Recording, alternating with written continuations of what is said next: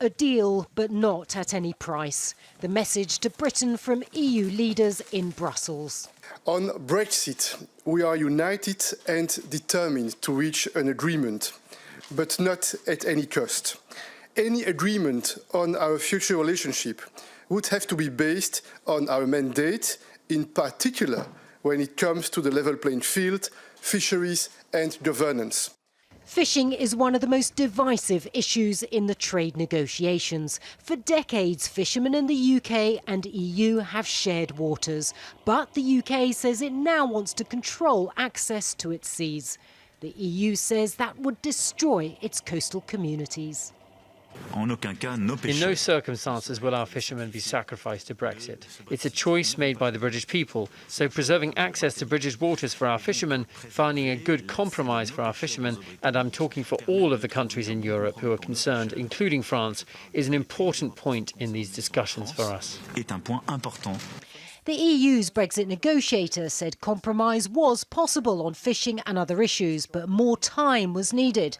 The UK said it will issue a formal response on Friday, making it unclear whether it will take up the EU's offer of a new round of talks next week. The UK is a totally sovereign country and we respect this, just as the UK must respect our own autonomy. I think that between the parties, the UK and the EU, that have autonomy and sovereignty, in a respectable fashion we can build a framework of transparency and trade.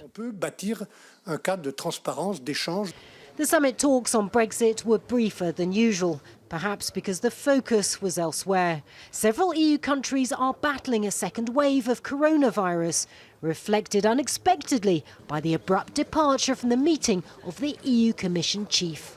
I have just been informed that a member of my front office has tested positive to COVID-19 this morning. I myself have tested negative.